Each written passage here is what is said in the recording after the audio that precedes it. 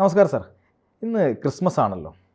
തിരുപ്പിറവിയുടെ ഓർമ്മ പുതുക്കിക്കൊണ്ട് ലോകത്തുള്ള ക്രിസ്തീയ വിശ്വാസികൾ ക്രിസ്തുമസ് ആഘോഷിക്കുകയാണ്. ഇങ്ങനെ ക്രിസ്മസ് ആഘോഷിക്കുമ്പോൾ നമ്മൾ കേരളത്തിലിരുന്നു കൊണ്ട് ക്രിസ്മസിനെ പറ്റി ചർച്ച ചെയ്യുമ്പോൾ നമ്മൾ ഏറ്റവും കൂടുതലായി പറയേണ്ട ഒരു കാര്യമുണ്ട് എന്ന് എനിക്ക് തോന്നുന്നു. കാര്യം ക്രിസ്ത്യാനികളായിട്ടുള്ള ആളുകൾ എത്രത്തോളം ഇന്ന് കേരളത്തിൽ ക്രിസ്തുമസ് ആഘോഷിക്കുന്നുണ്ട്. അത് ഞാൻ പറയാൻ കാരണം ക്രിസ്ത്യാനികൾ ആഘോഷിക്കുന്നില്ല എന്ന അർത്ഥത്തിലല്ല. കാരണം ക്രിസ്ത്യാനികളായിട്ടുള്ള യുവത ഇന്ന് ഇന്ത്യയിൽ നിന്ന്, കേരളത്തിൽ നിന്ന് പുറം നാടുകളിലേക്ക് പോവുകയാണ്. തിരിച്ചവരിങ്ങോട്ട് വരാൻ ഇഷ്ടപ്പെടുന്നില്ല, അവിടെ തന്നെ സെറ്റിൽ ചെയ്യുകയാണ്. ഇതൊരു വലിയ പ്രശ്നമായിട്ട് ക്രിസ്ത്യൻ സഭയും അതുപോലെ തന്നെ ക്രിസ്ത്യാനിറ്റിയുമായി ബന്ധപ്പെട്ട KCYM, ഖാസ ഉള്ള സംഘടനകളൊക്കെ പറയുന്നുണ്ട്. ക്രിസ്ത്യൻ രാഷ്ട്രീയ പാർട്ടികളും പറയുന്നുണ്ട്. അവർക്ക് ഭയമാണ്. അപ്പോൾ എന്തുകൊണ്ടായിരിക്കും ക്രിസ്ത്യാനികളൊക്കെ ഇങ്ങനെ, ക്രിസ്ത്യാനികൾ മാത്രമല്ല പലരും പോകുന്നുണ്ട്, പക്ഷെ കൂടുതലും പോകുന്നത് ക്രിസ്ത്യാനികളാണ്. എന്തുകൊണ്ടായിരിക്കും ഇങ്ങനെ കേരളത്തിലൊക്കെ സംഭവിക്കുന്നത്? പാർത്ഥൻ പറഞ്ഞത് ഞാൻ നേരത്തെ ഇന്ന് രാവിലെ മുതൽ ആലോചിക്കുന്നൊരു വിഷയമാണ്. മുമ്പെങ്ങും ഇല്ലാത്ത തരത്തിലൊരു തണുപ്പൻ മട്ട് ഈ വർഷത്തെ ക്രിസ്മസ് ആഘോഷങ്ങളിൽ എനിക്ക് പ്രകടമായി. ഞാൻ ധാരാളം ക്രിസ്ത്യൻ സമുദായ അംഗങ്ങൾ ജീവിക്കുന്ന ഒരു സ്ഥലത്ത്, ഒരു ഏറെക്കുറെ അവരുടെ നടുക്ക് ജീവിക്കുന്ന ഒരാളാണ്. എൻ്റെ വീട്ടിൽ ഇപ്പോൾ ഈ ക്രിസ്തുമസ് കാലത്ത് ധാരാളം കരോൾ പാർട്ടികൾ വരാറുണ്ടായിരുന്നു. ഈ വർഷം ഒന്നുപോലും കണ്ടില്ല. അപ്പോൾ അതെന്നെ പെട്ടെന്ന് ആശ്ചര്യപ്പെടുത്തി. ഈ ക്രിസ്മസ് ആഘോഷത്തിൻ്റെ പൊലിമ എവിടെയോ വീണു പോയിരിക്കുന്നു. ആർക്കും ആഘോഷത്തിലെ ഈ ഒരു പൊതു സ്വഭാവം ഇല്ല. ക്രിസ്ത്യാനികൾ ക്രിസ്മസ് ആഘോഷിക്കുന്നില്ല എന്നല്ല അതിൻ്റെ അർത്ഥം. ഇന്ന് ജീസസ് ക്രൈസ്റ്റിൻ്റെ ജന്മദിനമാണ്. അദ്ദേഹത്തിൻ്റെ ജന്മദിനം ആഘോഷിക്കുന്നതിന് ഒരുപാട് അർത്ഥതലങ്ങളുണ്ട്. പുൽക്കുടിലിൽ ജനിച്ച് മനുഷ്യൻ്റെ വിമോചനത്തിനായി ജീവിതം അർപ്പിച്ച് ഏറെക്കുറെ യൗവനകാലത്ത് തന്നെ വിസ്മൃതനായിപ്പോയ അദ്ദേഹത്തെ കുരിശിൽ തറച്ചു കൊന്നു എന്നാണ് ക്രിസ്തീയ വിശ്വാസം.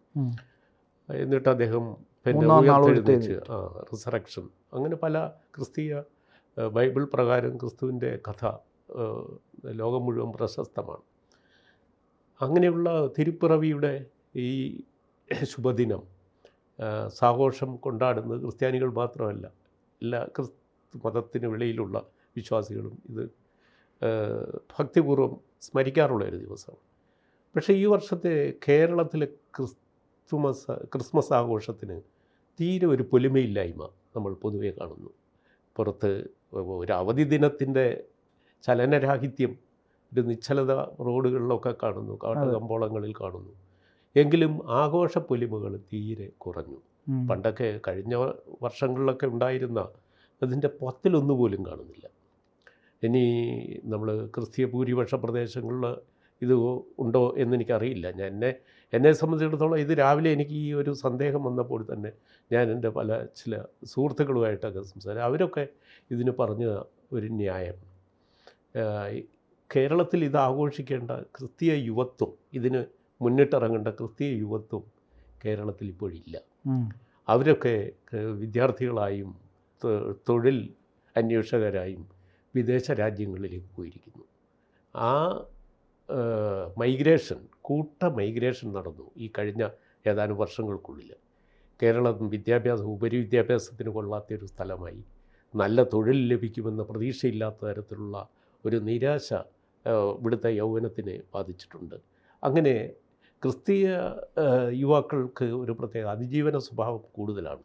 ഇതര വിഭാഗങ്ങളിലുള്ളവരെക്കാൾ കൂടുതൽ അവർ പുതിയ പുതിയ അവസരങ്ങൾ തേടി പറ്റിയ സ്ഥലങ്ങളിലേക്ക് ഭാഗ്യാന്വേഷികളെ പോലെ കുടിയേറിപ്പോവും. അങ്ങനെ ആസ്ട്രേലിയ, യൂറോപ്യൻ രാജ്യങ്ങൾ, അമേരിക്ക, ഗൾഫ് നാടുകൾ തുടങ്ങി മൈഗ്രേറ്റ് ചെയ്യാൻ എളുപ്പമുള്ള പ്രദേശങ്ങളും രാജ്യങ്ങളും എവിടെയാണോ അങ്ങോട്ടേക്ക് കഴിഞ്ഞ ഏതാനും വർഷങ്ങളായി അവർ പോയിരിക്കുന്നു. അത് പഠനാർത്ഥവും തൊഴിൽ തേടി. ഈ തരത്തിൽ പോയതുകൊണ്ട് കേരളത്തിലെ ക്രിസ്തീയ യുവത്വത്തിനൊരു എണ്ണത്തിലൊരു കുറവ് സംഭവിച്ചിട്ടുണ്ട്. അതാണ് ഈ ക്രിസ്മസ് ആഘോഷത്തിൻ്റെ പൊലിമയിലെ ഒരു പോരായ്മയായി നമ്മൾക്ക് ഈ വർഷം അനുഭവപ്പെട്ടത് എന്നത് നിരീക്ഷണം ശരിയാണോ എന്ന് നമുക്ക് കൃത്യമായി പരിശോധിക്കാനുള്ള സ്റ്റാറ്റിസ്റ്റിക്സ് ഒന്നും നമ്മുടെ മുന്നിലില്ല. എങ്കിലും ആഘോഷത്തിന് പൊലിമയില്ല എന്നത് ഒരു വസ്തുതയാണ്. പക്ഷേ പല സഭകളും ഈ അടുത്തായി ഈ ഒരു പരാതി ഉന്നയിച്ചിരുന്നു. അതായത് ക്രിസ്തീയ മതവിശ്വാസങ്ങളിൽപ്പെട്ട യുവത്വം കേരളം വിട്ടു പോകുന്നുണ്ട്.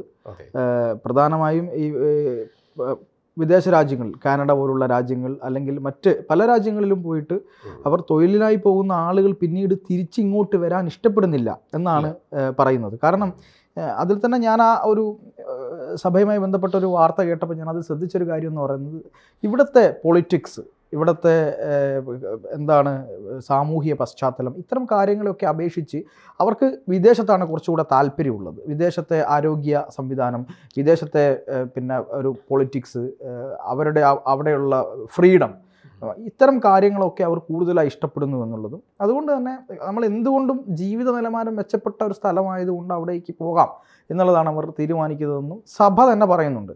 അതിൽ സഭ പറയുന്ന വേറൊരു കാര്യം, പല സഭകളുണ്ടല്ലോ, പല സഭയ്ക്കും ഇതേ അഭിപ്രായം തന്നെയാണ്. അതാണ് അവർ പറയുന്നത്, ഇവിടെ ഇങ്ങനെ പോവുകയാണെങ്കിൽ ഇവിടെ വളരെ കുറഞ്ഞ കാലങ്ങൾ കൊണ്ട് ക്രിസ്ത്യാനിറ്റി എന്ന് പറയുന്ന ഒരു വിഭാഗത്തിന് വലിയ പ്രശ്നം വരും നാട്ടിൽ. കാരണം ഈ യൂത്ത് മുഴുവൻ പോവുകയും പഴയ ആളുകൾ ഇവിടെ നിന്ന് എന്താണ് കാലാന്തരത്തിൽ മാഞ്ഞു പോവുകയും ചെയ്യുമല്ലോ. അപ്പോൾ കുറഞ്ഞു വരും. അപ്പോൾ ആ പ്രശ്നത്തെ പരിഹരിക്കാൻ വേണ്ടിയിട്ട് കൗൺസിലിങ്ങുകൾ കൊടുക്കുക, വിദേശത്തേക്ക് പോയ ആളുകളെ തിരിച്ചു കൊണ്ടുവരാനുള്ള ശ്രമങ്ങൾ നടത്തണം.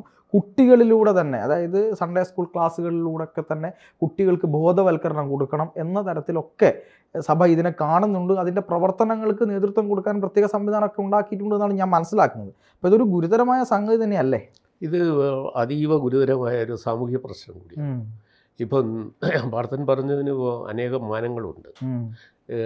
സെൻട്രൽ കേരളയിൽ പേരെടുത്ത് പറയാവുന്ന ചില സ്ഥലങ്ങളിൽ വലിയ ബംഗ്ലാവ് പോലുള്ള വീടുകൾ ആളുതാമസമില്ലാതെ ഒഴിഞ്ഞു കിടക്കുന്നുണ്ട്. പലതിലും 70 വയസ്സിന് മേൽ പ്രായമുള്ള വൃദ്ധന്മാരുടെ 1-2 വാർദ്ധക്യം ബാധിച്ച മനുഷ്യർ മാത്രമേ ഉള്ളൂ. അവിടെ അടുത്ത തലമുറയും അതിനടുത്ത തലമുറയും ആ വീടിൽ വല്ലപ്പോഴും എത്തിയില്ലെങ്കിലുമായി. അങ്ങനെ പോയവർക്ക് ഇതുവരെ നമ്മൾ മിഡിൽ ഈസ്റ്റിലേക്ക് നടത്തിയ മൈഗ്രേഷൻ പോലെയല്ല, യൂറോപ്പിലേക്കും അമേരിക്കയിലേക്കും കാനഡയിലേക്കും ഓസ്ട്രേലിയയിലേക്കും പോകുന്നവർക്ക് തിരിച്ചു വരാൻ തോന്നില്ല. കാരണം ഗൾഫ് രാഷ്ട്രങ്ങളിൽ പോയവർക്ക് അവിടങ്ങളിൽ ഭൂസ്വത്തിൻ്റെ ഉടമകളാകാൻ നിയമം അനുവദിച്ചിരുന്നില്ല. അവിടെ കാശ് സമ്പാദിച്ച് നാട്ടിലേക്ക് അയക്കാം, അവിടെ നമുക്ക് വസ്തുവകകൾ വാങ്ങാൻ പറ്റില്ലായിരുന്നു. അതേസമയത്ത് യൂറോപ്പിലേക്കും ഓസ്ട്രേലിയയിലേക്കും മറ്റും അമേരിക്കയിലേക്കും പോയവർക്ക് അവിടെ വീടും വസ്തുവും വാങ്ങാം, അവിടെ പ്രോപ്പർട്ടി ഓൺ ചെയ്യാം, അവിടെ നിക്ഷേപം നടത്താം. ഗൾഫ് രാജ്യങ്ങളെ അപേക്ഷിച്ച് കൂടുതൽ നിക്ഷേപവും നടത്തി സ്വതന്ത്രമായ വ്യാപാര വിനിമയങ്ങൾക്കെല്ലാം അവകാശവും അവസരവുമുണ്ട്. അതുകൊണ്ട് ഈ മൈഗ്രേഷന് അവിടെ പോയവർ തിരിച്ചു വരാൻ താല്പര്യം കുറവായിരിക്കും. അപ്പോൾ സ്വതന്ത്രമായ ആത്മവികാസത്തിന് സാധ്യതയുള്ള സമൂഹത്തിലേക്ക്, കൂടുതൽ അവസരങ്ങളുള്ള സമൂഹത്തിലേക്ക് പോകാനും അവിടെ അനന്തര തലമുറയെ വളർത്തിയെടുക്കാനും അവിടെ വേരുറയ്ക്കാനും അവിടെ ഒരു സമൂഹമായി വളരാനും ആയിരിക്കും അവർക്ക് ഉത്സാഹം. അതുകൊണ്ട് കേരളത്തിലേക്ക് അവർക്കിനി എന്ത് തേടിയാണ് തിരിച്ചു വരേണ്ടത്? നല്ല കാലാവസ്ഥയല്ലാതെ കേരളത്തിൽ വേറെ എന്തുണ്ട്? നല്ല രാഷ്ട്രീയമില്ല, നല്ല സാമൂഹ്യ സ്ഥിതിയില്ല, നല്ല സ്വസ്ഥത നിറഞ്ഞ ജീവിതാന്തരീക്ഷമില്ല, മികച്ച റോഡ് പോലും ഇല്ല എന്ന് പരാതിപ്പെടുന്ന ഒരു സമൂഹമായി ഇന്ന് അവർ മാറിയിരിക്കുന്നു. നമ്മളിപ്പോൾ യൂറോപ്പിലോ പിന്നെ അമേരിക്കയിലോ ഒക്കെ പോയി അവിടുത്തെ മലയാളി ഡയസ്പോറയുമായിട്ട് സംസാരിക്കുമ്പോൾ അവരിൽ നിന്ന് കേൾക്കുന്ന പരാതികളിൽ ചിലതാണ് ഞാനിപ്പോൾ ഈ പറഞ്ഞത്. മനസ്സിലായി. അപ്പോൾ അതിലൊക്കെ കുറച്ച് വസ്തുതയുമുണ്ട്. അതാണ് ഇതിൻ്റെ അടിസ്ഥാന കാരണം. എന്തായാലും നമുക്ക് അവസാനിപ്പിക്കാനുള്ള സമയമായി. അതോടൊപ്പം ഒരു കാര്യം കൂടി ഞാൻ സാറിനെ ശ്രദ്ധപ്പെടുത്തുകയാണ്. ഈ കേരളത്തിന് പുറത്തുള്ള സ്റ്റേറ്റുകളിലെ ക്രിസ്ത്യാനികൾ, ഇപ്പോൾ ആന്ധ്രാപ്രദേശ് ഉൾപ്പെടെ, ഡൽഹി ഉൾപ്പെടെ, അങ്ങനെ പല ഗോവ ഉൾപ്പെടെയുള്ള സംസ്ഥാനങ്ങളിലൊക്കെ ക്രിസ്ത്യാനികൾ പുറത്തു പോകുന്നുണ്ട്, പക്ഷെ അവർ തിരിച്ചു വരുന്നുണ്ട്. പക്ഷേ ഇത് കൂടുതലായിട്ട് അവിടെ തന്നെ നിൽക്കുന്ന, അവിടെ സെറ്റിൽ ചെയ്യുന്ന ക്രിസ്ത്യാനികളുടെ എണ്ണത്തിൽ കൂടുതൽ കേരളത്തിലാണ് എന്നതും നമ്മൾ ഏറെ പുരോഗമിച്ചു എന്നൊക്കെ പറയുന്ന നമ്മൾ തന്നെ സ്വയം വിമർശനാത്മകമായി ഇവിടുത്തെ സർക്കാർ അടക്കം പരിശോധിക്കേണ്ട കാര്യമാണ്. എന്തുകൊണ്ട് യുവത പോകുന്നു എന്നുള്ളത് ഒരു കാര്യമായിട്ട് എനിക്ക് തോന്നുന്നുണ്ട്. അതിപ്പോൾ രാഷ്ട്രീയ കാരണങ്ങളാലും സാമൂഹിക കാരണങ്ങളാലും വികസന മുഖങ്ങളിലെ ഇപ്പോൾ നമ്മൾ കാണുന്ന തിരിച്ചടികളായാലും അതൊക്കെ ഇതിന് അടിസ്ഥാന കാരണങ്ങളാണ്. പ്രത്യേകിച്ചും വിദ്യാഭ്യാസത്തിനുള്ള അസൗകര്യങ്ങൾ, വിദ്യാഭ്യാസം ചെയ്താൽ തൊഴിൽ ലഭിക്കുന്നതിനുള്ള അസൗകര്യങ്ങൾ, ഇതൊക്കെ വളരെ പ്രധാനമാണ്. ശരി. കൂടുതൽ വാർത്തകളും വിശേഷങ്ങളും നിങ്ങളിലേക്ക് എത്താൻ ABC മലയാളം സബ്സ്ക്രൈബ് ചെയ്യുക, ബെൽബട്ടനും അമർത്തുക.